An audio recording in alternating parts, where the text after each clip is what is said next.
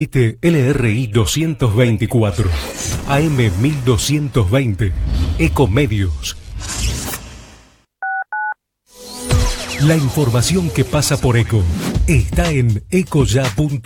Ecoya.com.ar. Conectate con nosotros. Facebook.com/Ecomedios 1220. En Personal, tenemos los mejores precios en smartphones. Lleva un Samsung Galaxy J2 Prime a 3.399 pesos o un LG K4 2017 a 2.999 pesos. Creer o retuitear. Internet para que todo suceda. Personal. Más información en personal.com.ar.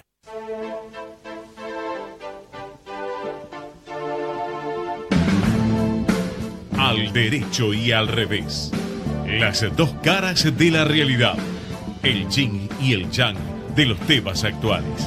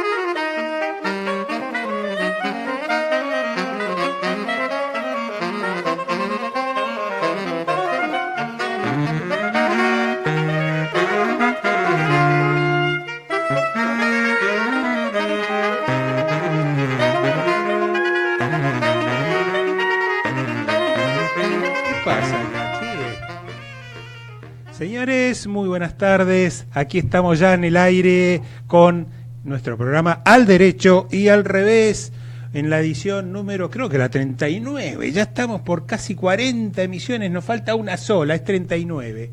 Acá nos corrigen, dicen 38, yo digo no, es 39, vamos a chequear. La próxima semana nos sacamos las dudas.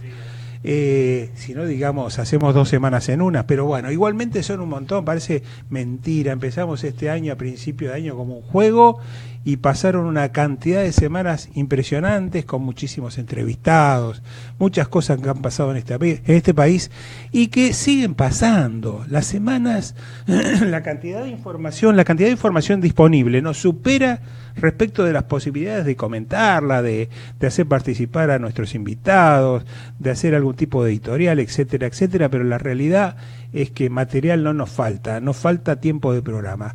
Y hoy vamos a tratar varios temas, entre ellos vamos a considerar algo que está fuera de temario. Estuve hoy toda la tarde en una reunión propiciada por la Oficina Anticorrupción y apoyada, sponsoreada, como querramos decir, por el Banco Mundial. Lo importante es esta combinación, es de trabajo en conjunto. La Oficina Anticorrupción tiene entre sus objetivos hacer una reforma en el sistema de declaraciones juradas.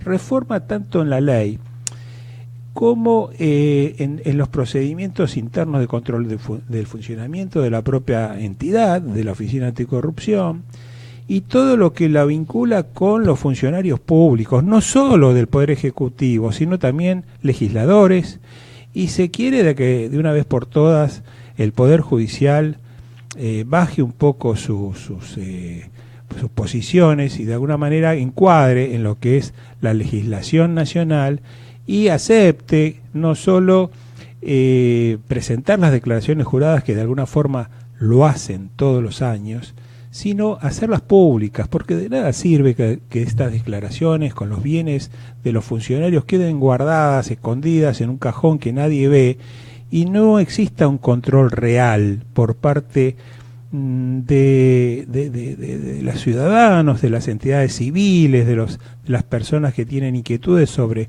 cómo evolucionan los patrimonios de los funcionarios. Estamos teniendo casos en los hechos, en la práctica, de jueces que terminan incrementando en forma desproporcionada sus patrimonios Y bueno, y nos enteramos cuando los hechos ya están más que consumados, y esto no puede ser. También pasa lo mismo con el resto de los funcionarios, pero claro, el sistema está funcionando mejor. Lo que no marcha muy bien es la manera en que deben hacerse esas declaraciones. Hace unos años atrás, durante el periodo del gobierno de la última presidenta Cristina Kirchner, se produjo una modificación de la ley de declaraciones juradas, en donde el contenido de lo que se informa es cada vez más difuso, menos concreto, se conoce menos de esos patrimonios, la manera en que se diagrama el formulario y cómo se debe presentar en coordinación con los temas impositivos y tributarios hace que se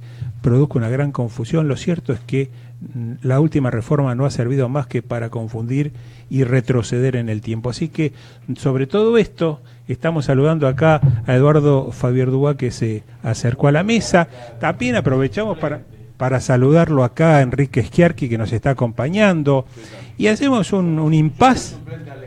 Ahí está. Y hacemos un impas breve en esta primer temática que empezamos a abordar y nos largamos así al ruedo sin demasiadas vueltas, para decir que el equipo está integrado. Hoy no ha podido concurrir Adalberto Buceto, que se encuentra en el exterior, tengo entendido, representándonos en algún evento. No sé si en Puerto Rico o en Costa Rica. Impresionante. Pero hay un evento internacional. Está hablando de empresas familiares con Natalia Christensen, le mandamos nuestros saludos. Sí, la verdad, y felicitaciones. Y es un congreso internacional de sociedades y de concursos, o sea, la empresa en la buena y la empresa en la mala cuando llega la crisis. Enrique Schiarchi, que sí nos acompaña aquí en la mesa, enorme contador con un conocimiento sobre temas societarios y contables, de forma impresionante. Tiene demasiados conocimientos jurídicos. Así que si alguno que está detrás de la radio, internet, escuchando el programa, tiene amplia libertad de hacerle la pregunta técnica que quiera, que le parezca, que considere necesaria, porque gratis. Es gratis, sí. O con un bajo costo. No, gratis, puede ser gratis.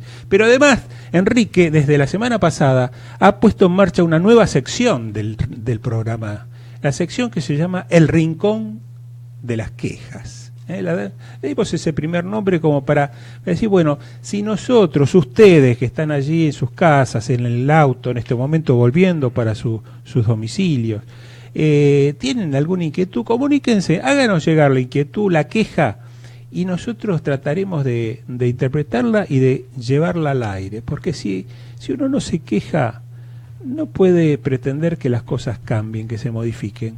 Y esta radio tenemos entendido que es escuchada por mucha gente y también que es escuchada por algunos cuantos funcionarios públicos. Así que trasládennos las quejas, háganlas llegar. Está llegando al programa nuestra invitada de hoy, esperemos que en minutos más esté sumada aquí a la mesa, que es nada más ni nada menos que una mamá, una madre, que podría ser la madre de cualquiera de nosotros, una hermana, pero es una señora mamá que ha tenido una gran desgracia en su familia, que su hijo ha fallecido en un accidente ferroviario, el accidente que todos conocemos. Yo creo que a esta altura nadie puede ignorar ni olvidarse de lo que llamamos la tragedia de Once, ocurrida allí hace unos años atrás, creo que fue en el 2012, si no me equivoco, en donde fallecieron en ese accidente una cantidad importante de personas por el choque del tren, del Chapa, ya no me acuerdo cómo se identificaba, Chapa 13, Chapa 11, tenía un nombre ese convoy, que chocó en la estación 11, aparentemente por un problema con los frenos, toda una cuestión de mantenimiento muy seria, y se generó, además de la muerte de muchísimas personas, alrededor de 50 y pico de personas fallecidas, trabajadores en su gran mayoría, que iban hacia sus trabajos con el transporte ferroviario, llegaban a Once para de allí dirigirse cada uno a sus lugares de trabajo. También sufrieron heridas cerca de 800 personas.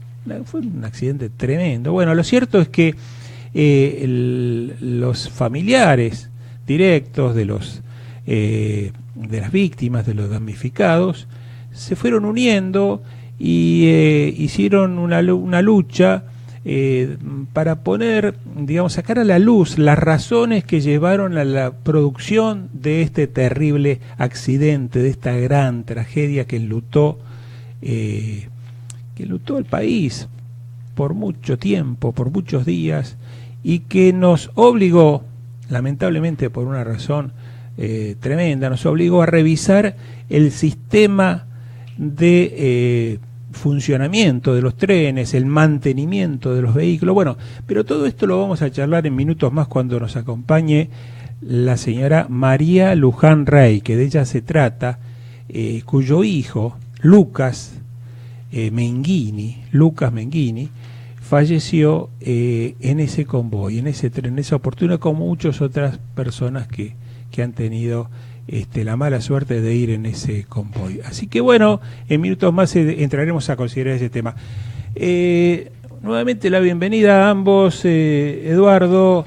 Bueno, un gusto Enrique. estar acá, extrañando a Alejandro, a Alberto Buceto, Flavio Barenes, que hasta ahora está conectado por internet, pero un día calculo nos que va a dar la sorpresa y lo vamos a tener por aquí. Nos va a dar alguna buena sorpresa. Le mandamos un saludo a Flavio. Y vamos a tener también en minutos más, a través de un audio que nos hizo llegar nuestro co-conductor, Alejandro Drukarov, también está regresando desde de Estados Unidos, Canadá, de donde acá está completando su viaje, pero como está de regreso no llegó al horario del programa, pero sí nos envió un audio sobre la temática que ahora vamos a abordar del accidente ferroviario que comentábamos. Así que lo vamos a tener presente de una linda nota que o de publicó. otra.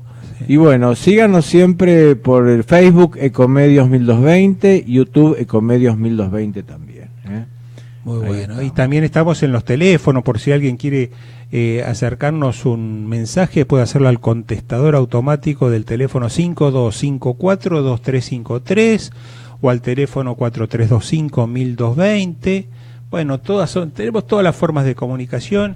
Le mandamos un gran saludo a todos nuestros oyentes y nos gusta esto de tener la posibilidad de lograr un ida y vuelta, una comunicación con todos ellos. Enrique, ¿qué se sabe de la reforma fiscal, de esto que se viene hablando? El presidente se reunió con empresarios y con políticos de otros partidos y bueno, dijo que esto iba a ser gradual poco a poco, ¿no? ¿La reforma saldría en una sola ley o saldrían distintas medidas, distintas leyes para diversos impuestos? No, pienso que van a salir distintas leyes, distintas medidas. Lo que se está buscando es un poco consensuar el tema con los sectores afectados. En realidad, todo impuesto a nadie le gusta y al sector, digamos, que lo afecta, evidentemente va a tratar de rechazar y va a buscarle las excusas o lo que sea para tratar de no pagarlo. Todo impuesto es evidentemente antipático. Todo impuesto, digamos, provoca efectos económicos, algunos casos, digamos, adversos. Se busca, en general, con los impuestos, el tratar de que no solamente sea equitativo en el sentido de que afecte la capacidad contributiva, o sea, de que tenga en cuenta la capacidad contributiva de los contribuyentes, sino también que los efectos económicos sean positivos, en el sentido de que, bueno, no sean impuestos regresivos que terminan, digamos, impactando en el nivel de precios, en la inflación.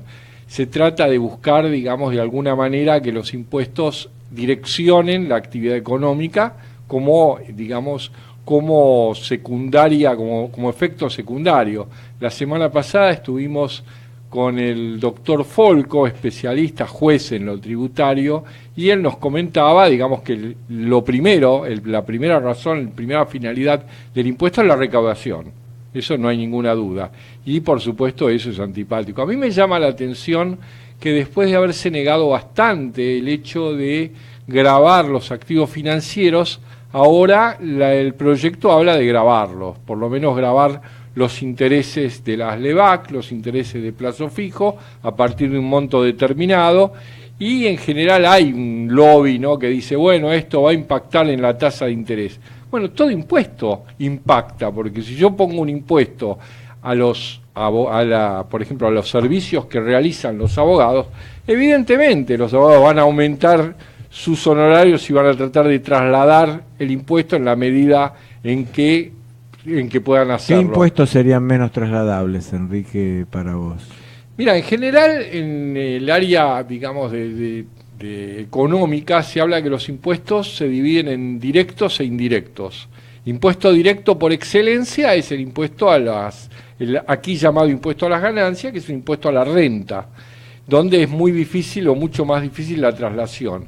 Los impuestos indirectos, como el IVA, ingresos brutos y otros, son mucho más fáciles trasladables porque es más fácil medir el impacto que ocasiona sobre los precios. Y se traslada el precio, entonces y se traslada el precio directamente el consumidor. Por supuesto. Entonces, para vos habría que bajar los indirectos y subir los directos. Eso sería una buena política. Lo que pasa es que en este momento, por ejemplo, el impuesto a las ganancias tiene una tasa altísima que afecta la productividad. Por eso una de las ideas del gobierno es bajar la tasa que pagan las sociedades del 35% al 25%, en la medida en que las sociedades o las empresas reinviertan, ¿no es cierto?, esas utilidades en las empresas. O sea, ese es, digamos, el efecto secundario buscado, ¿no? Aumentar la productividad. Aprovecho este respiro para decirles algo que ha ocurrido hace minutos y que se está anunciando por los medios, que es el fallecimiento del gobernador de la provincia de Chubut. Se ha producido hace pocos momentos. Como sabemos, Mario Das Neves estaba atravesando una dura enfermedad desde hacía un tiempo. Bueno, lamentablemente es la noticia no agradable del momento y se las trasladamos tal cual. Pero dejemos a colación de lo que venían mencionando Enrique, de las modificaciones tributarias. Claro, el objetivo allí es evitar los impuestos extorsivos o distorsivos, ha dicho el presidente Macri. Pero también estableció otras pautas de esta mega reforma que se viene así parcializada en etapas o en partes. Con respecto al tema impositivo, creo que aclararon el día de hoy que el impacto se va a producir recién en periodo distendido de 5 años. Por lo tanto, creo que la preocupación sobre un cambio brusco, eso deberá desaparecer.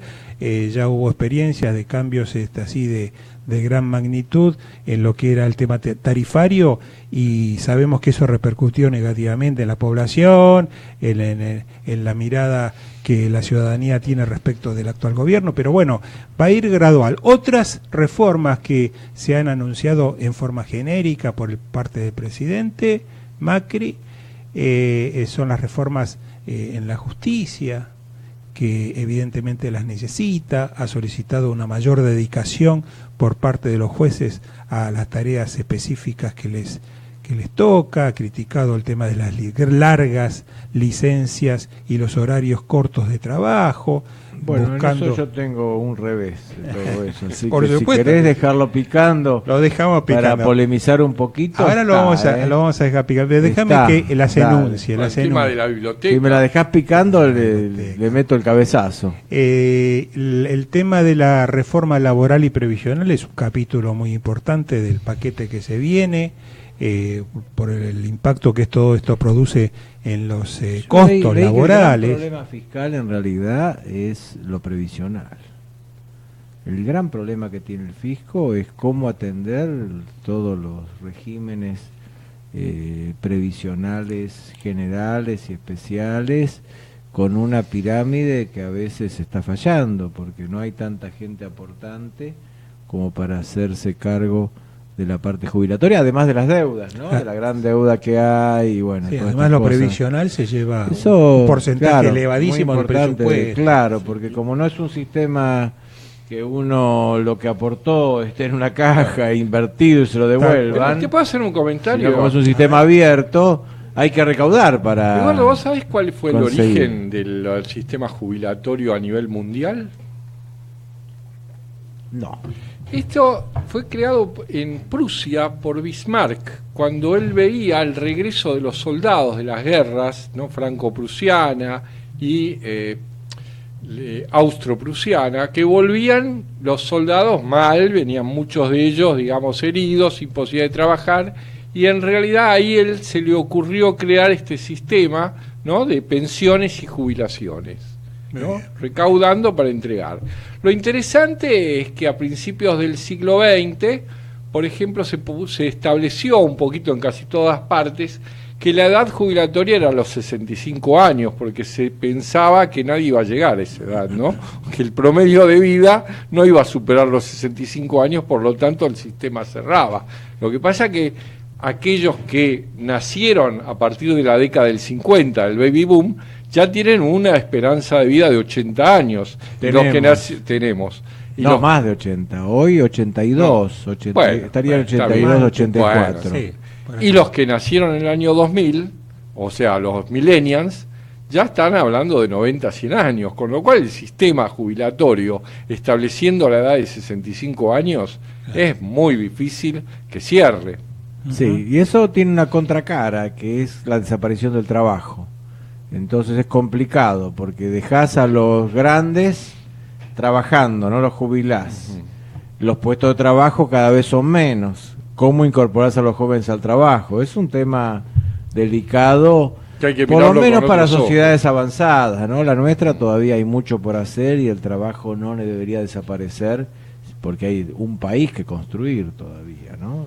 Pero sociedades avanzadas es como una paradoja, los dejás trabajando para que no tenerlos a cargo de la jubilación, pero a su vez le sacan empleos a los jóvenes, porque no va a quedar la vacante para el joven, ¿no? Es interesante. No, pero yo lo que quería remarcar que el origen de la jubilación no fue un aporte militar, entonces, financiero para uno poder jubilar, sino tiene que ver un poquito como una especie de subsidio, ¿no?, a sectores desprotegidos. Bueno, pero después se empalma con el estado de bienestar, me parece, ¿no? Y con toda la protección social del trabajo, la protección social del aporte jubilatorio y demás situaciones. Bueno, si quieren volvemos a lo de los jueces, o si quieren hablamos otro tema. Volvamos a lo de los jueces. Estoy dispuesto a inmolarme en el altar de la verdad. Otro de los ejes, antes de ir a lo de los jueces, otro de los ejes era la reforma de la justicia. El tema de la reforma de la justicia se hace referencia permanentemente a un trabajo, una reunión de personas a través del sistema de Justicia 2020. Justicia 2020 es un conjunto de un equipo de trabajo que ha promovido el ministro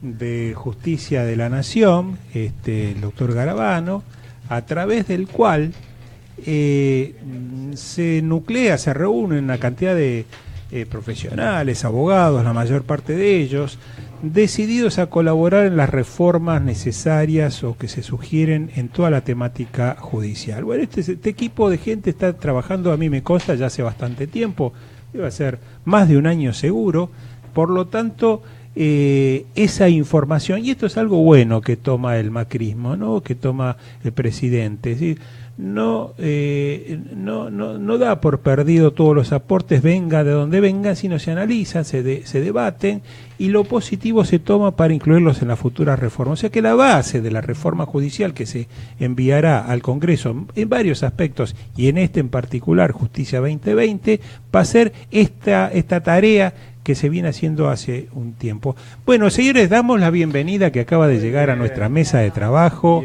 a la queridísima María Luján Rey, que estuvimos ya adelantando un poco, estuvimos presentándote en tu ausencia, pero y hablando un poco del caso, de la mención.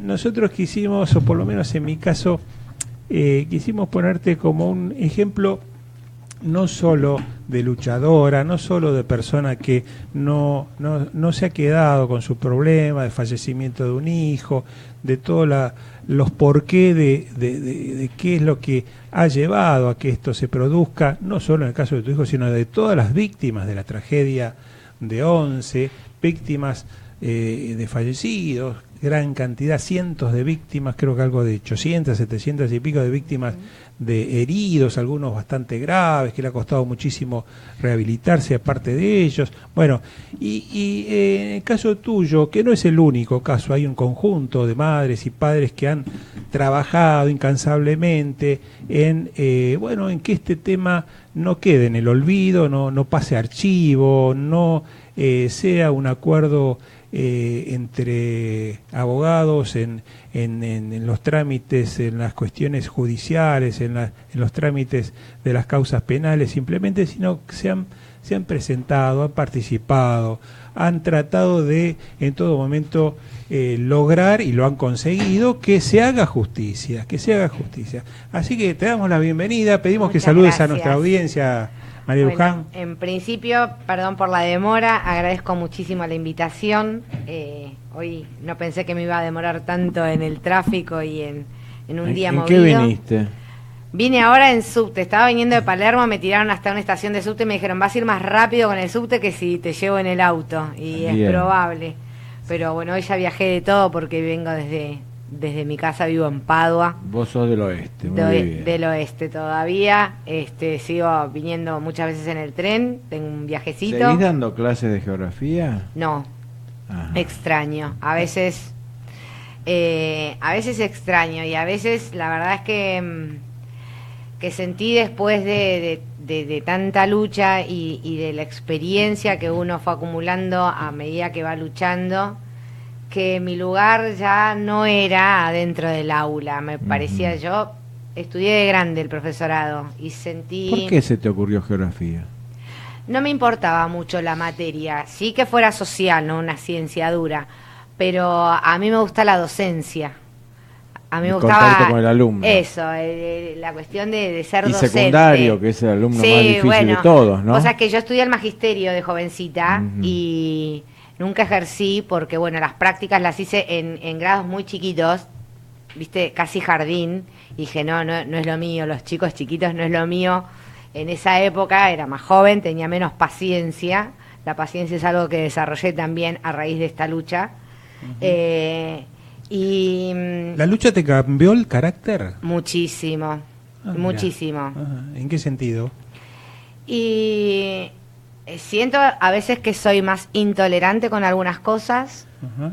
Pienso, me acuerdo con amigas de toda la vida que nos podíamos quedar hasta las 3, 4 de la mañana preocupadísimas por temas que hoy me parecen irrelevantes y a los que no les dedicaría 2 minutos. Sí. Y entonces en eso me siento a veces un poco intolerante cuando viene una amiga y es un mundo que se le quebró una uña. Una pavada, Digo, claro. no te banco. ¿Te sentiste apoyada en toda esa lucha? O sea, ¿sentís que la gente te acompañó? ¿Te sentiste sola? Sí. En eso también uno tuvo que aprender, porque uno de un momento para el otro me empezó a pasar que subo al tren y hay gente que yo no conozco, pero que sí me conocen. Se acercan. Y se acercan y te saludan y te dan aliento y pasás por diferentes estados y a veces no suena simpático y a veces uno no sabe cómo manejarlo porque sinceramente uno tiene que aprender. No, pero a veces me pasa que yo siempre entiendo que el que se me acerca lo hace desde el mejor lugar y con la mejor onda. Pero a veces yo no tengo ganas de estar pensando en la tragedia o en el momento en el que Lucas apareció arriba del tren. Por estoy en el cine y alguien me dice, vos sos la mamá de Lucas. Y tiene la necesidad de contarme lo que pensaba, lo que sentía. Y vos decís, sí, pero acá, ahora, hoy... Te iba a hacer una pregunta muy profunda, no desde el derecho al revés, sino desde el tercer ojo, que es nuestro programa de los miércoles. Adelante. Después te lo facturamos. ¿Terminaste de hacer el duelo? Mira, no sé, porque no sé qué es hacer el duelo. No sé si hay un tiempo estipulado o si hay algo que te marca que ya lo hiciste o que todavía lo estás haciendo. Yo siento hoy el mismo dolor que el 23 de febrero, que el 24 de febrero cuando lo encontramos a Lucas. Lo lloro todas las veces que tengo ganas y me río con él todas las veces que tengo ganas no sé si se termina en algún momento. Uno aprende a vivir esta vida con estos parámetros nuevos, aprende a disfrutar de algunas cosas, aprende a poner en orden las prioridades en función de esto, ¿no? Y a veces es difícil porque a veces decís, bueno, me siento feliz, y vos decís, bueno, puedo decir feliz, derecho. Pero a veces digo, bueno, sí, soy feliz. Lo que pasa que la felicidad hoy, para mí, es diferente a la que pensaba cuando tenía mis 2 hijos en casa. Pero eso no quita que yo hoy no sienta muchas veces que soy feliz, que sea agradecida de la vida. ¿Cómo juega este libro desde mis zapatos en todo este proceso?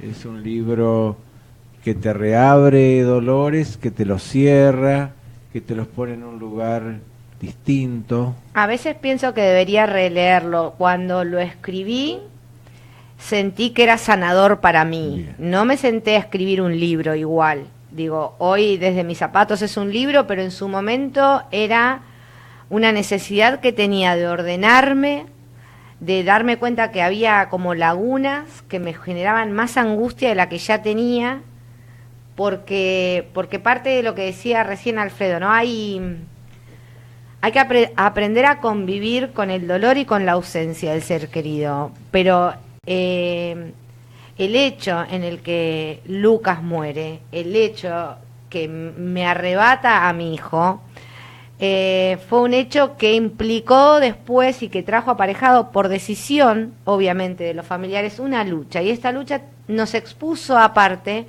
a los juicios de valor de la sociedad en general, a que un gobierno que se sentía tocado, claro, todo un costo adicional, todo eso hubo que aprenderlo, ¿no? Porque digo, hubiera sido diferente si me hubiera quedado en casa, qué sé yo. Cuando por un lado escuchabas, bueno, vos te paga Macri, te paga Clarín, digo, ¿por qué yo me tengo que bancar que alguien que no sabe nada opine o diga? María, eso aprendí también, ¿no? ¿Qué te da fuerza para seguir adelante y hacerlo con la forma que lo haces? ¿Qué sentís que te impulsa, que cada mañana te levantás y dices, bueno, voy para adelante y sigo? Y a veces hay días que no tengo ganas, pero siento que cumplo con mi responsabilidad como mamá de Lucas y como mamá de Lara. Y pienso que a mis hijos los amo y los amé desde el primer momento, pero sé que muchas veces no tuve ganas de hacerles la comida y entonces salían panchos. Y sé que otras veces tuve ganas y bueno, y salía un pastel de papas, ¿no? Digo, pero el día que no tuve ganas, igual sé que tenía que cumplir con la responsabilidad de darles de comer. Entonces, bueno, salían los panchos, con menos ganas, pero la cumplía. Y en esta lucha yo siento que es mi obligación como mamá. Y a veces no tengo ganas. Igual así, siento que tengo que levantarme y seguir. Y a veces, obviamente, sí, uno le pone más pilas. Creo que es la obligación para con mi hija que hoy vive. Tengo que aportar desde mi lugar el granito de arena para mi nieta, la hija de Lucas, obviamente. ¿Cómo es ese intercambio, ese compartir con tu nieta, con la ausencia del padre, con la presencia de la madre, ¿no es cierto? Sí, mi nieta está grande, tiene 10 años ya. Sí. O sea que tenía 4 en el momento del siniestro. Y bueno, a mí Paz, por ejemplo, es una de, digamos, de esas fuentes de energía, ¿no? Muchas nombre, veces, ¿no? ¿Qué nombre? Sí, yo no creo en las casualidades. Se llama Lara.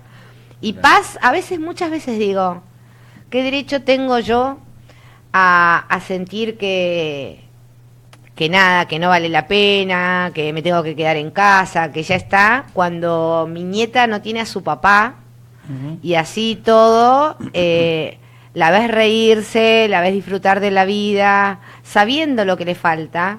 Paz, a pesar de ser muy chiquita, tiene muy presente a su papá y ella sabe, no sé, te das cuenta en alguna fiesta de la escuela, cuando empezó su primer grado, éramos un montón, todos los tíos postizos, los abuelos, los bisabuelos, todos ahí. Ella conoce todo, sabe todo. Y ella sabía que alguien faltaba y se le nota. Ahora, hoy ya sabe todo lo que pasó. Lo sabe desde el primer día. Ajá. Desde el día que despedimos a Lucas, el sábado 25 de febrero, me tocó a mí decírselo. Fue uno de los momentos más duros que viví después de perder a Lucas. Le dije la verdad, solo le ahorré la búsqueda que me parecía innecesario que lo supiera.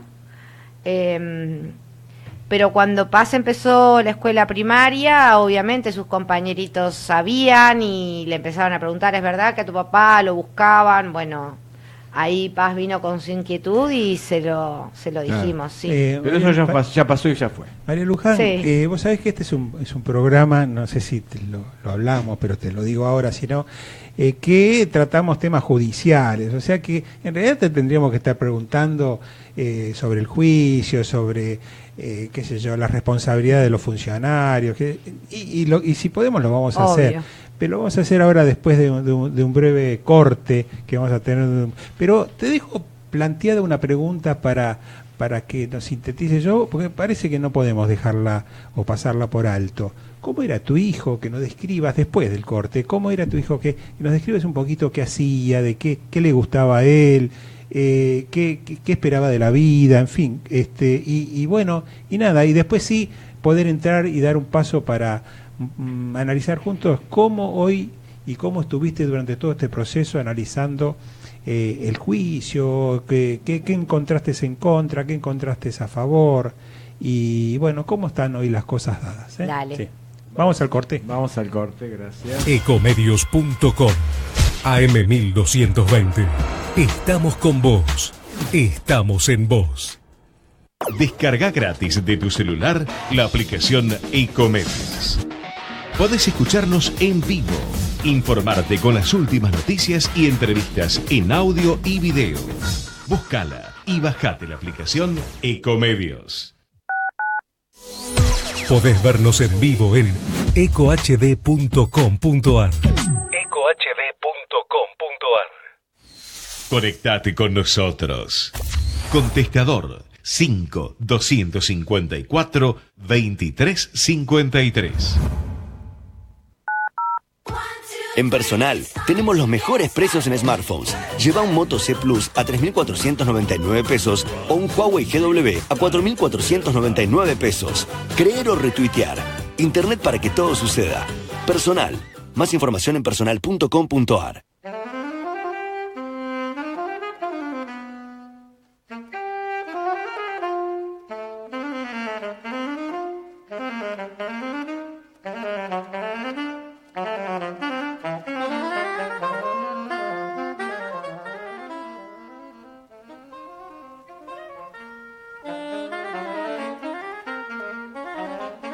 Hola amigos, a todos, les mando un abrazo grande, lamento enormemente no poder estar hoy en el programa, especialmente con la presencia de alguien tan importante para la sociedad argentina como María Luján Rey, por lo que significa su lucha de tantos años para lograr justicia para tantas víctimas, 51 muertos, más de 700 heridos, una de las tragedias más grandes que hemos tenido en los últimos años en nuestro país.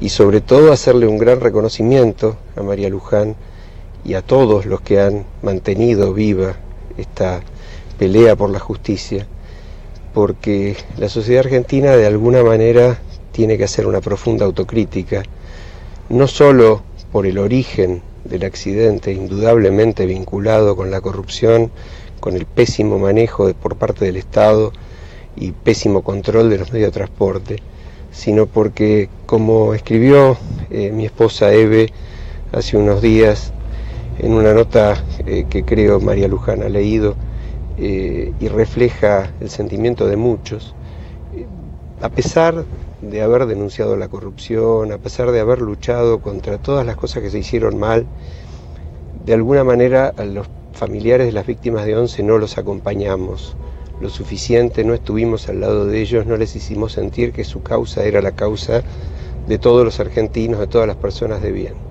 y yo creo que en este momento en que afortunadamente se están juzgando las responsabilidades y todos esperamos que se vaya hasta las últimas consecuencias, tenemos que tomar ese costado humano, que es el más importante, el más significativo, los de aquellos que no tienen a sus familiares junto a ellos, y que lo único que están pidiendo es que definitivamente cada uno asuma la responsabilidad que le cabe por todas las cosas que se hicieron. Así que bueno, este es el mensaje que quería aprovechar para mandar. Es un orgullo para el programa tenerla a María Luján, es una alegría y al mismo tiempo es un enorme compromiso que creo que todos tenemos que seguir levantando y acompañarlos a los familiares de las víctimas en esta lucha por la justicia. Les mando un abrazo grande y la semana que viene ya voy a estar allí. María Luján, te cuento que quien hablaba es Alejandro Drukarov, es uno de los co-conductores de este programa que quería llegar para esta audición, pero bueno, los tiempos no se lo permitieron. Él está de viaje, está volviendo a la Argentina, pero quiso mandar este mensaje que se lo escucha un poco entrecortado porque se ve que la voz le tembló. Debe estar en el avión. No, pero la voz le flaqueó un poquito. No, o sea, claro, que lo decía con un gran sentimiento emoción, lo que claro dijo. Que sí, cómo no. Así que nada. Le agradezco muchísimo, a mí me emociona. Sé de la nota que habla, la leí y cuando la leí también sentí una gran emoción y por ahí, no sé si está bien decirlo, pero muchas veces estos reconocimientos desde otros ciudadanos a la lucha que hemos llevado adelante los familiares son parte de eso que vos me preguntabas, ¿cómo se sigue? Se sigue cuando vos ves que hay gente que reconoce que el camino que elegimos los familiares es el camino que nos fue permitiendo ir consiguiendo pequeños logros. Vos me preguntabas, y voy a unir con una pregunta, vos me preguntabas, Alfredo, cómo era Lucas, y Lucas era un pibe de 20 años como cualquiera. ¿Por qué estaba viniendo a laburar a Capital en un call center? Porque era un pibe responsable, porque a los 16 años había sido papá y entendía que tenía que bancar la olla para su hija. Tal cual. Si Lucas no hubiera asumido esa responsabilidad de la manera que la asumió, no hubiera laburado nunca, menos en Capital, menos en un call center. Su vida era la música. Tal cual. Él hubiera sido un bohemio, músico, era un pibe cero consumista, no tenía peleas con su papá porque al momento de comprarle un jean, él no permitía que el padre pagara cualquier plata, se compraba ropa en ferias americanas, digamos, andaba en bicicleta o caminaba muchísimo. Me acuerdo que Paz era muy chiquita y la hacía caminar al ritmo de él y muchas cuadras, y nosotros decíamos, Lucas, es ¿Ellos vivían con ustedes o tenían su propia casa? Lucas vivía en casa un poco y en el departamento que tenía su papá, también en San Antonio de Padua, pero mucho más cerca de la estación, a 2 cuadras de la estación. Y a Paz la tenía 2 o 3 veces por semana y él decidía dónde dormía o dónde comía. Che, ma, hay comida en casa, bueno, se venía porque estaba con la gordita o iba decidiendo. La noche anterior a la tragedia durmió en el departamento del papá porque le quedaba más cerca para tomarse el tren al otro día. Pero uno con algo que me preguntabas por ahí fuera del aire, que yo siento que necesito que se haga justicia por Lara, por Paz, por Lucas, pero no desde el lugar que es algo que entiendo que a otros le pase y me suena cuando a mí me dicen, ahora va a poder descansar en paz. Y yo soy una convencida de que mi hijo descansa en paz desde el día en que se fue de acá. No tiene por qué no hacerlo, le encantaba descansar, dormía altas siestas y entiendo que fue un buen tipo y que fue un pibe noble y que no tenía maldad. Entonces no entiendo por qué no descansaría en paz. Y yo podría descansar en paz también, cuando de hecho lo hago, porque yo no soy responsable de la muerte de Lucas, yo soy responsable de la vida, de la felicidad que tuvo mi hijo en vida, de ser un buen tipo, de tener buenos proyectos, de haber encumbrado valores humanos. Entonces yo estoy tranquila, yo descanso en paz, mi hijo descansa en paz, y mientras que no dejemos corrompernos y mientras que busquemos la verdad y sigamos enarbolando estos valores humanos, entiendo que las injusticias, que todo esto no nos tienen que tener intranquilos a nosotros. Sí, entiendo a veces cuando la gente te dice, bueno, ahora van a poder descansar en paz. Bueno, creo que es una forma de decir, pero sinceramente a mí no me inquieta la paz de Lucas. Leí por ahí que le decían Chimu. Chimu. ¿Por qué? Porque era como la mamá, una chimenea, fumaba un montón. Una de sus bandas era Chimenea y era el Chimu y sus chimeneas, bueno, y ahí quedó. María Luján, del primer juicio que terminó, ¿cuánto hace? El 29 de diciembre del 2015. O sea que hace más de casi dos años.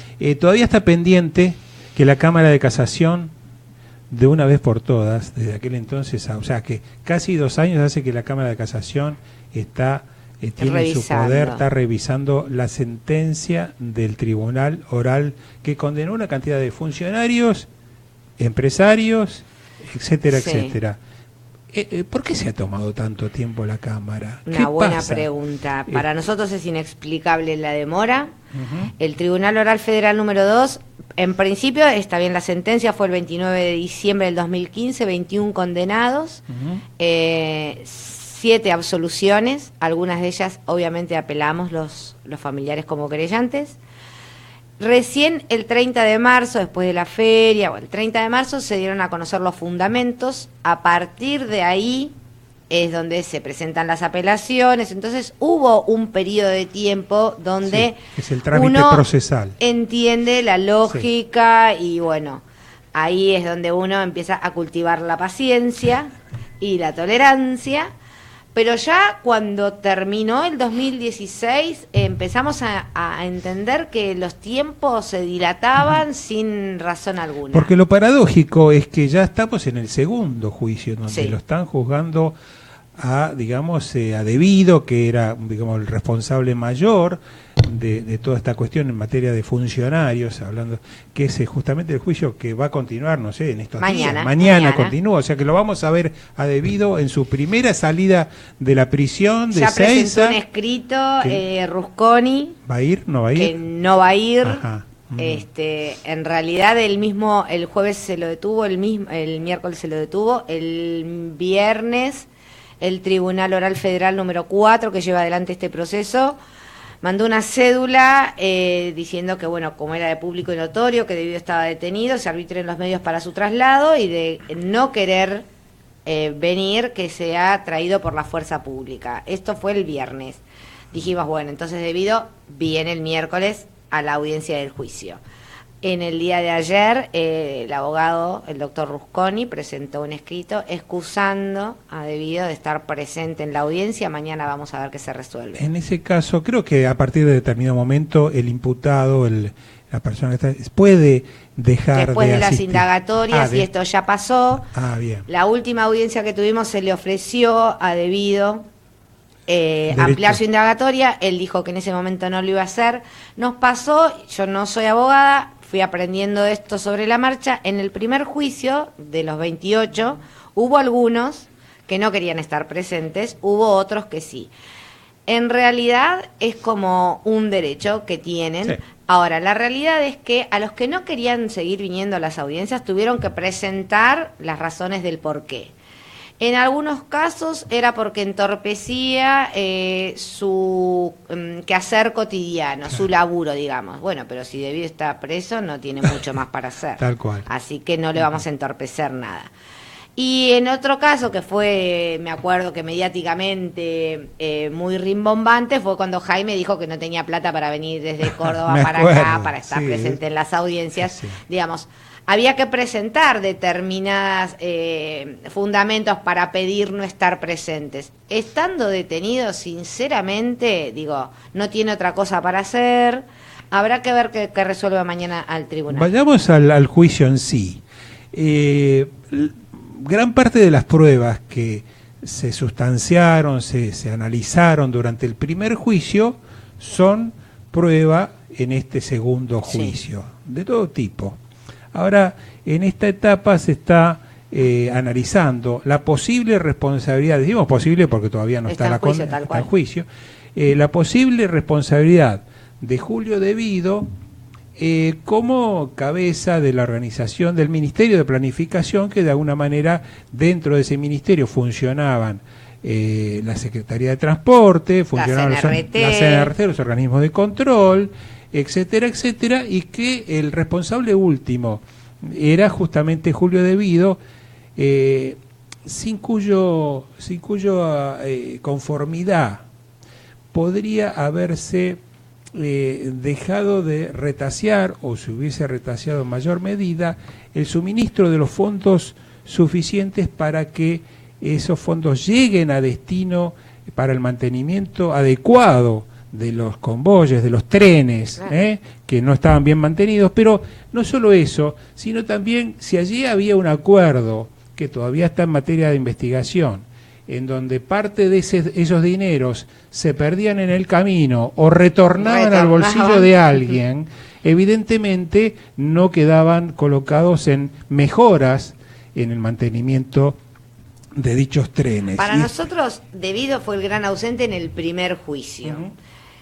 Por sentido común, teníamos a Jaime, teníamos a Schiavi, digamos, ambos secretarios de transporte, y no entendíamos cómo no se lo citaba De Vido. De hecho, pedimos que se lo cite aunque sea como testigo y se nos fue negada esa posibilidad.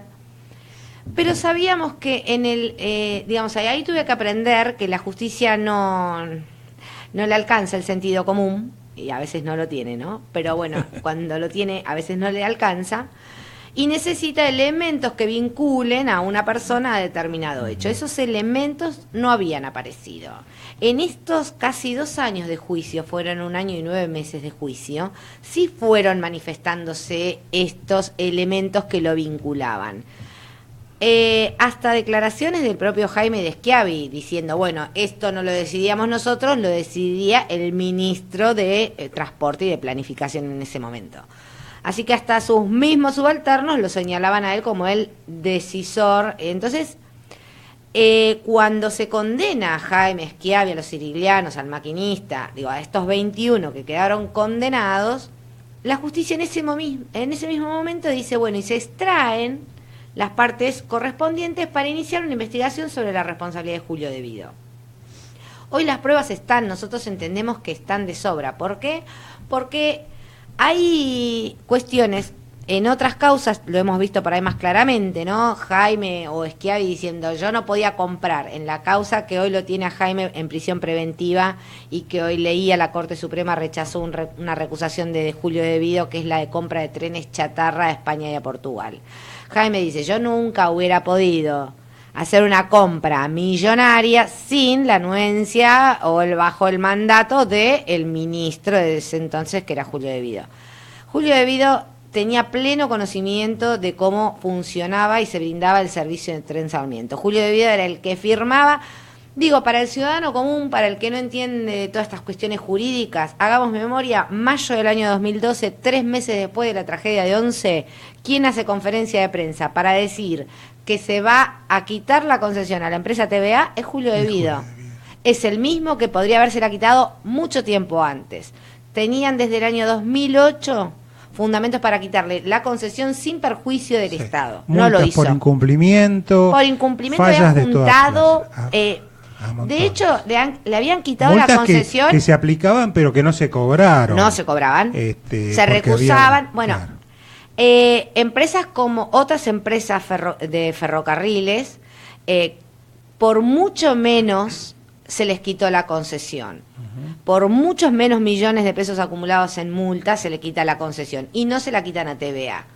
Ahora, Devido crea, por ejemplo, la UNIREN, la Unidad de Renegociación de Contratos, que es una unidad que lo que va a hacer es mantener el status quo. Entonces, ningún contrato de concesión se caía, aún a pesar de los incumplimientos, y había que renegociarlos carril, claro. por la UNIREN. Claro. Nunca renegoció un solo contrato y estuvo más de 7 años. Por eso hoy el partener en este juicio, junto con Julio Devido, sentadito está Gustavo Simeonov, que por ahí es menos conocido, pero que era el personaje que estaba a cargo de esta unidad de renegociación de contratos, que al existir impedía que cambiaran las cosas. Entonces Julio Devido creó este organismo para hacer de cuenta que iba a hacer algo, pero asegurándose que todo se mantuviera como estaba.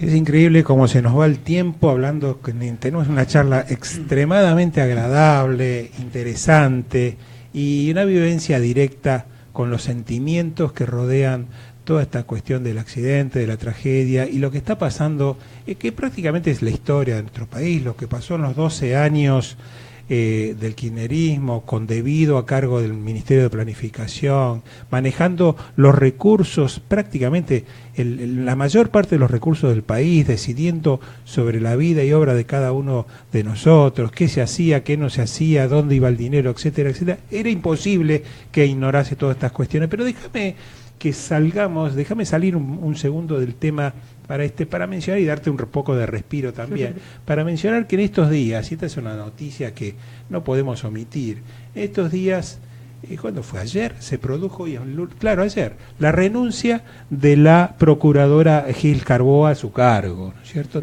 Una palabra sobre eso, no sé si hay alguna idea para mí fue la mejor salida, porque fue una salida legal.